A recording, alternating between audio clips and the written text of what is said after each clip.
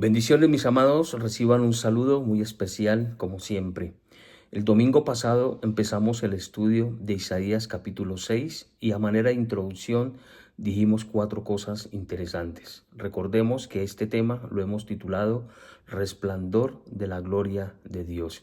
Y vamos a enfocarnos en esa respuesta del profeta cuando dice, Señor, heme aquí, envíame a mí. Así que a través de la introducción, a través de este segundo mensaje, iremos avanzando, dando paso por paso hasta llegar a esta preciosa exclamación del profeta. Una de las cosas importantes que dijimos es la importancia de este libro en la literatura hebrea, ya que hay más de 60 referencias en el Nuevo Testamento que se cumplen en Cristo. Y dijimos que aún los apóstoles citaron al profeta Isaías y el mismo Jesús ahí en el Evangelio de Lucas capítulo 4, versículos 17 y 18, toma el rollo del profeta Isaías y lee Isaías 61 y dice que esa palabra que él leyó se cumplió en ese momento en su persona. El texto de Isaías 61 dice, y el Espíritu de Dios está sobre mí por cuanto me ha ungido a dar buenas nuevas a los pobres, a sanar a los quebrantados de corazón, a pregonar libertad, a dar vista a los ciegos y a poner en libertad a los que están presos. Esa palabra dice Jesús que se cumplió en él.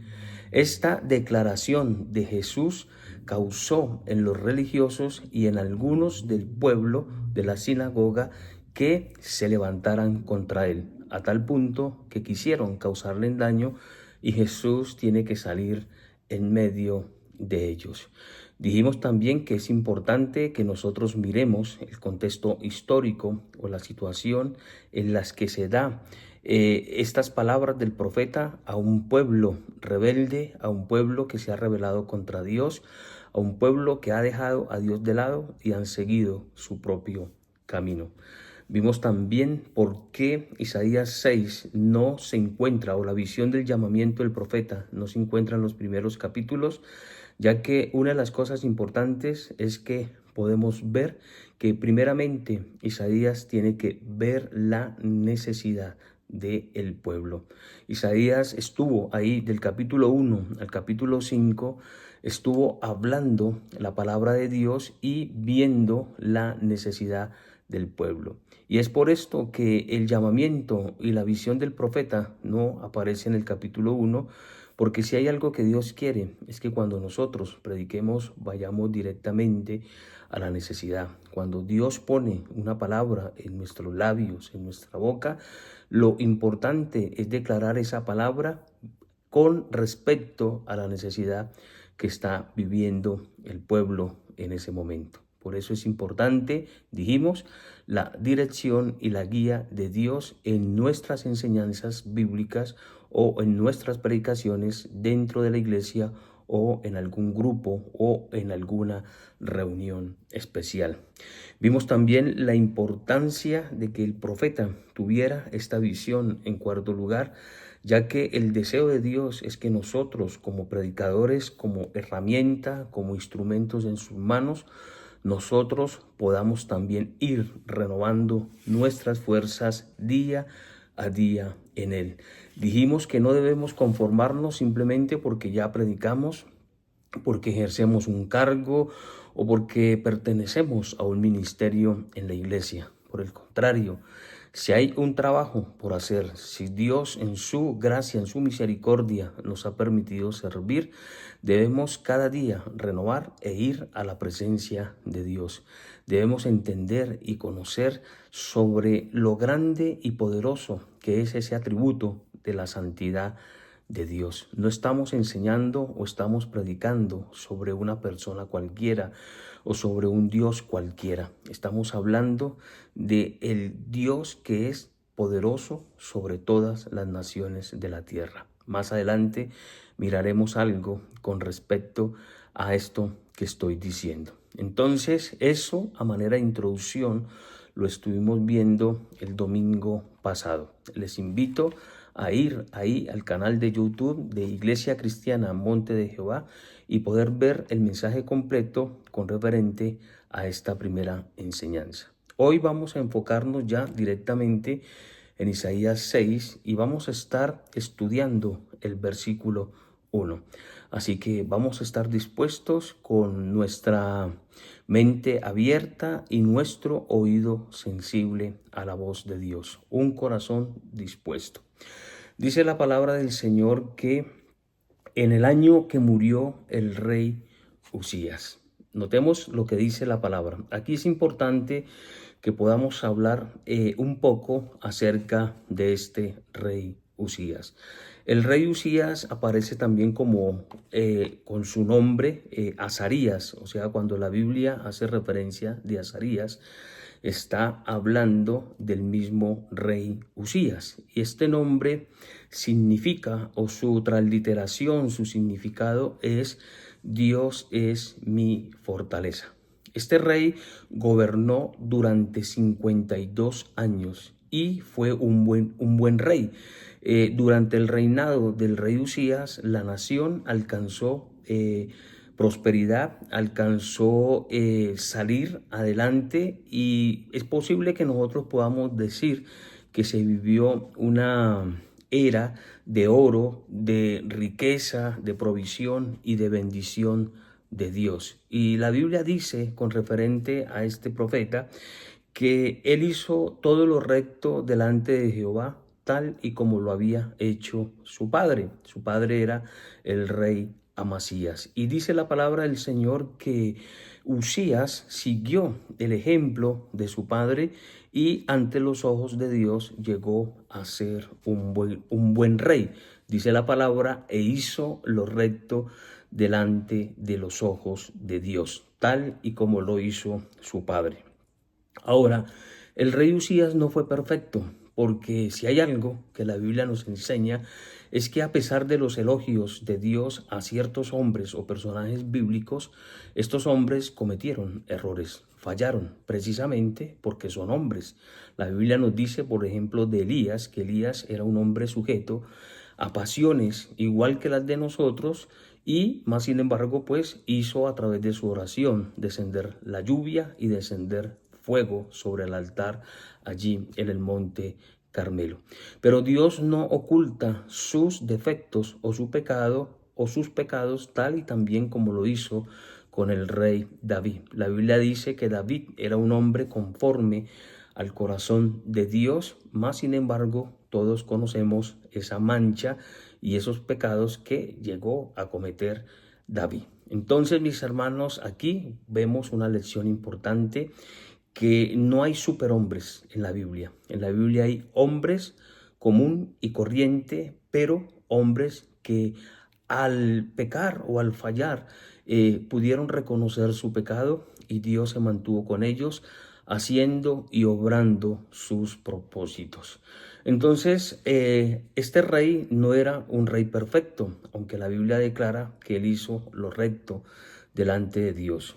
Este fue un rey que terminó leproso precisamente por tomarse una atribución que no le correspondía y fue entrar al templo y quemar incienso sobre el altar de Dios, trabajo que tenía solamente que hacerlo los sacerdotes, los hijos de Aarón. La Biblia nos dice algo interesante ahí en Segunda de Crónicas, capítulo 26, versículo 16, nos dice algo que debe pues llamarnos la atención. Dice, mas cuando ya Usías era un hombre fuerte, cuando este hombre ya vio que Dios lo estaba usando, de que Dios había hecho cosas grandes a través de él, dice la palabra que cuando este hombre era fuerte, su corazón se enalteció para su ruina. Mas cuando yo era fuerte, su corazón se enalteció para su ruina. Quiere decir que eso suele suceder cuando se empieza en la vida cristiana a través de un proceso. Dios empieza a usarnos, Dios empieza a mostrar su poder, su gloria y sobre todo su respaldo. Pero el hombre es hombre y a veces estas cosas al ver el poder, la gloria de Dios sobre nosotros, y al ver también que la gente empieza a admirarnos, pues nuestro corazón es engañoso y nos hace que nosotros podamos enaltecernos delante de la gente y delante de Dios. Y ya cuando somos fuertes, pues la tendencia es olvidarnos de Dios. Y precisamente la Biblia nos dice que este hombre aún se tomó la atribución de ir y quemar incienso en el altar. Y cuando los sacerdotes van y lo confrontan, entonces él se pone violento, se pone rabioso, se llena de ira, se enoja e inmediatamente, pues dice la palabra, que le salió lepra en su cara, y así estuvo hasta el día de su muerte. Estamos hablando de este rey Usías, que a pesar de que Dios lo bendijo, a pesar que hizo cosas buenas delante de Dios, pues al final de su vida tuvo esta mancha y terminó aislado y murió leproso. Todos sabemos lo que representaba en el tiempo del Antiguo Testamento y aún del Nuevo Testamento estar bajo la contaminación de la lepra. La lepra apartaba a la gente de la sociedad.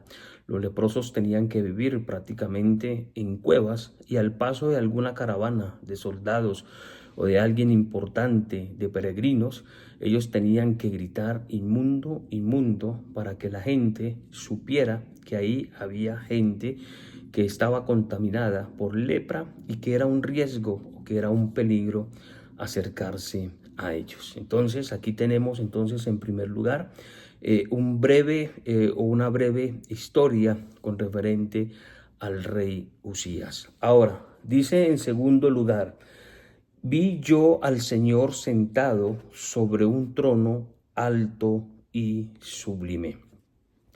Decíamos en nuestro primer punto con relación al rey Usías de que este rey fue muy admirado. Fue un rey prácticamente que tuvo una buena fama, ya que llevó a la nación a la prosperidad, como lo dijimos, llevó a ser una nación bendecida. Y dice la palabra que cuando el rey muere, el profeta puede ver a Dios, o puede ver más adelante en otro mensaje, vamos a especificar realmente a quién vio. Pero dice: vi yo sentado al Señor sobre un trono alto y sublime. Parece que aquí podemos nosotros aplicar que ante la muerte de Usías, Dios le revela al profeta Isaías realmente quién es el Rey de Reyes y Señor de Señores. El mismo profeta Isaías respetaba a Usías, el mismo profeta tenía un buen concepto de este rey, pero al morir Dios le trae una visión, una revelación de su gloria, y el profeta puede decir: vi yo sentado al Señor sobre un trono alto y sublime. Así que Dios en primer lugar le está enseñando al profeta quién es el Rey de Reyes y Señor de Señores. Lo repito para que podamos entonces ya empezar a ver realmente qué es lo que Dios quiere enseñarle al profeta. Quiero decirles que ningún ser humano, por más respetado, por más eminencia, por más poder que tenga, está por encima de Dios. No hay nadie en la tierra, no hay rey, no hay palacio, no hay trono, no hay hombre poderoso, no hay hombre de alta eminencia que pueda ser respetado por encima de Dios. Todas las personas que están por eminencia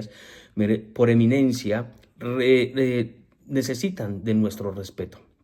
Ellos necesitan de que nosotros nos sometamos, porque la Biblia nos enseña a someternos a los que están bajo autoridad. Pero lo que quiero decir es que por más rango, por más poder, por más personaje famoso que sea alguien, puede estar por encima del Rey de Reyes y Señor de Señores.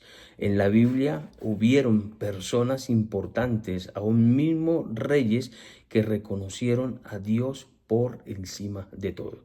Aún ahí mismo, a través del profeta Isaías, Dios declara que no hay Dios como Él. O sea, no hay un Dios tan poderoso, tan maravilloso, tan majestuoso que Él. Dice la palabra, no hay ninguno. O sea, Dios mismo se atribuye estar por encima de todos los dioses o de todas las personas que están en eminencia.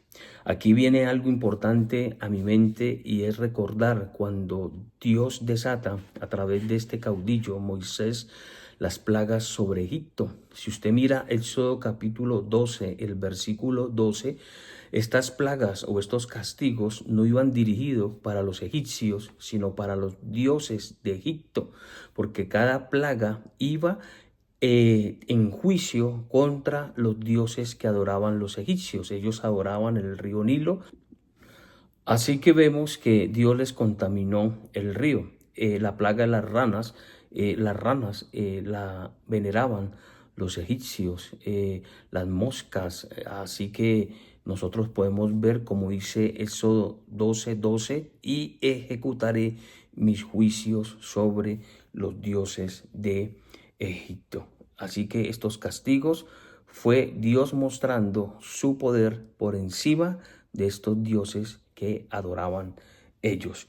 Así lo reconoció Nabucodonosor después de ser liberado de su locura. Todos sabemos que el rey Nabucodonosor se engrandeció y Dios tuvo que pasarlo por una experiencia porque este rey se enalteció. Era un rey que se creía que estaba por encima de todos. Y este rey Nabucodonosor, ahí en Daniel 4 podemos ver en el verso 37, cómo Nabucodonosor reconoce a Dios como el Dios o el Dios que está por encima de todos los dioses, por encima de todos los reyes. Recordemos que Nabucodonosor tuvo que pasar por una experiencia, tuvo que vivir en el monte como una bestia. Todos podemos y conocemos leer la historia de Nabucodonosor, que este hombre prácticamente se convirtió como en un animal, le crecieron pezuñas, le salió como pelaje. Mejor dicho, un hombre lobo en el monte, diríamos así para poderlo entender.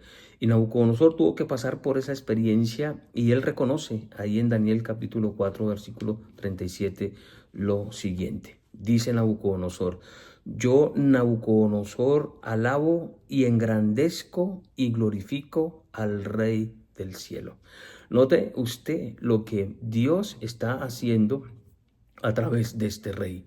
Este hombre se enalteció, se engrandeció, Dios lo pasa por una experiencia, lo humilla y al final él tiene que reconocer de que Dios es el Dios y Rey de los cielos. Entonces vemos cómo Dios muchas veces tiene que humillar al ser humano para que el ser humano tenga que reconocer que Dios está por encima de todo.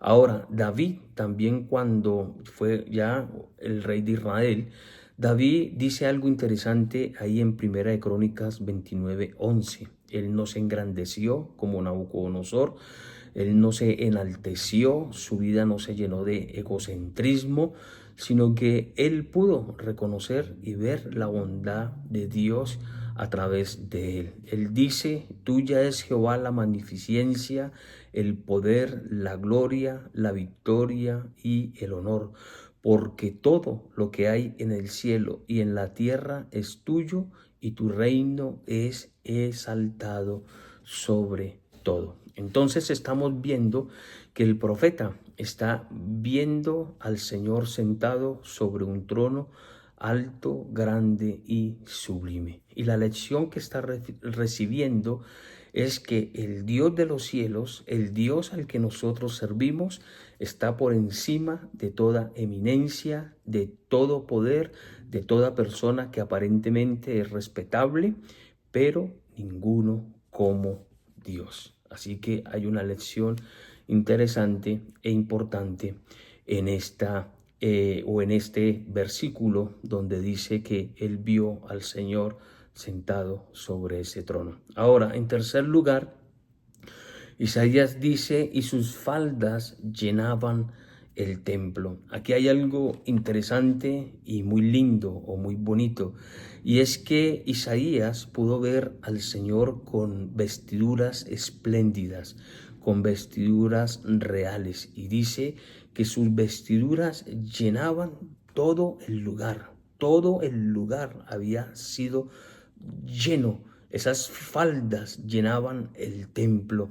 Así que estamos viendo algo interesante, y esto lo único que significa o la única explicación que podemos encontrar cuando dice el profeta y sus faldas llenaban el templo, está diciendo prácticamente que la gloria de Dios cubría todo. Y eso es importante porque aquí lo que nos indica es que la gloria de Dios se extiende hacia todos los lugares. O sea, la gloria de Dios se extiende hacia el norte, hacia el sur, hacia el occidente, hacia el oriente. O sea, la longitud y la anchura del reino de Dios muestra su dominio sobre todos los puntos cardinales de la tierra.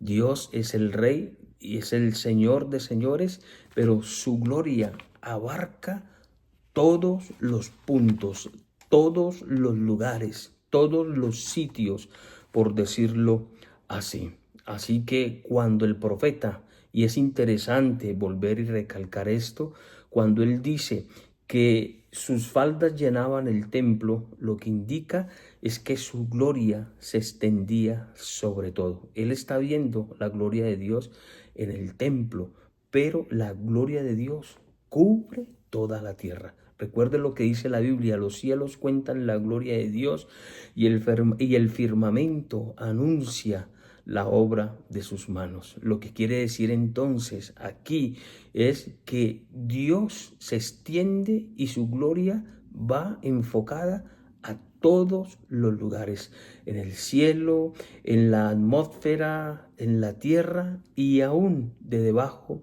de la tierra. Como dice el Salmo 139, a partir del versículo 7, cuando el salmista dice: ¿a dónde huiré de tu espíritu? Así que nosotros podemos ver entonces en esta declaración del profeta es que la gloria de Dios, o no hay nada como la gloria de Dios. Ese solo destello, esos solo minutos o segundos, no sé si fue 1 hora, 2 horas, que Isaías pudo contemplar la gloria de Dios, pudo darse cuenta que su gloria abarca todo. ¿Cómo será cuando ya Dios empiece a reinar y a gobernar sobre todo? Cuando Dios ya abiertamente, a través de su Hijo Jesucristo, le entregue el reino a su Hijo. El mismo profeta habla de ese reinado futuro de Jesús. ¿Cómo será la majestuosidad, la gloria de Dios? Que aún no se necesitará del sol y la luna, porque la misma presencia de Dios, la misma presencia de Cristo, ilumina todo. Así que eso es, hermanos, la gloria de Dios. Es algo que no podemos imaginar, es algo que no lo podemos comprender y mucho menos ver, porque necesitamos estar en espíritu para poder contemplarlo. Humanamente no lo podemos hacer. Si solamente una muestra de la gloria de Dios hace que Isaías se sintiera como un hombre que iba a morir, y no solamente Isaías, sino Juan. La Biblia nos enseña en Apocalipsis 19, versículo 16, que Juan también vio el cielo abierto, y es cuando Juan dice, hablando también de su vestidura, dice: su vestidura y en su muslo tiene escrito este nombre: Rey de Reyes y Señor de Señores. Mire lo que dice Juan cuando vio el cielo abierto, a igual que el profeta Isaías. Dice: su vestidura, vio una vestidura hermosa, resplandeciente, y dice: y en su muslo, esto lo está hablando figurativamente o simbólicamente, tiene escrito ese nombre: Rey de Reyes y Señor de Señores. Lo que estamos diciendo, el hecho de que Isaías viera a Dios, al Señor sentado en un trono alto y sublime, está indicando de que el único Rey y Señor de señores es Cristo. Así que, como decíamos, no o por encima de Él no hay absolutamente nadie. Y aún el mismo Juan dice en Apocalipsis 1:17 que cuando vio al Señor cayó como muerto a sus pies. Así que prácticamente podemos ver a Juan teniendo esa misma experiencia. Y llama la atención, mis hermanos, amigos en Cristo Jesús, que no solamente Isaías y Juan contemplaron la gloria de Dios. Todos sabemos que Moisés contempló la gloria de Dios, su rostro resplandecía. Vemos aún el mismo apóstol Pablo en el Nuevo Testamento, en su llamado, ahí en Hechos capítulo 9, que dice que él vio el resplandor del Señor. Él vio la gloria de Dios, no en su inmensidad, pero lo pudo ver. Y vimos también que los discípulos pudieron contemplar la gloria de Dios allí en el monte de la transfiguración. Por eso es que Juan también en una de sus cartas dice que ellos dan testimonio de la gloria de Dios. Dicen, y nosotros vimos su gloria como la del unigénito Hijo de Dios, como el unigénito del Padre. Así que a través de esta segunda enseñanza estamos viendo una corta o breve biografía del rey Usías. Vimos también cómo él ve al Señor sentado sobre ese trono alto y sublime, y estamos viendo cómo sus faldas llenaban el templo, lo cual nos habla de su gloria extendida sobre todas las cosas. Así que, mis amigos, mis hermanos en Cristo, hemos estado entonces estudiando el versículo 1 y creo que en el otro mensaje entraremos al versículo 2 y al siguiente, si es posible, y seguiremos con nuestro estudio Resplandor de la Gloria de Dios. Todavía no hemos llegado a la declaración y al punto central donde el profeta dice, Señor, heme aquí, envíame a mí. Así que bendiciones, un abrazo para todos ustedes y nos vemos el próximo domingo. Bendiciones.